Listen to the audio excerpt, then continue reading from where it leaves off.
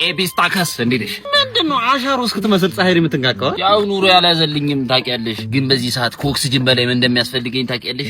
ዴች ቢሻ ዴች ለማኝ ሆነ ቀረ አይደለ? ያዝ እስቲ ኤቢታችን ይቻምሽ። አንቺ ምችት ይበልሽ ወንድሜ። ና እስቲ አተ እንደዚህ የቆረቆዘ ሜንታሊቲ ይዘህ በአስር ብር ልታረግ ነው? ያዝ ደ አንቺ ና እስቲ ትፈጥናለህ ልበል?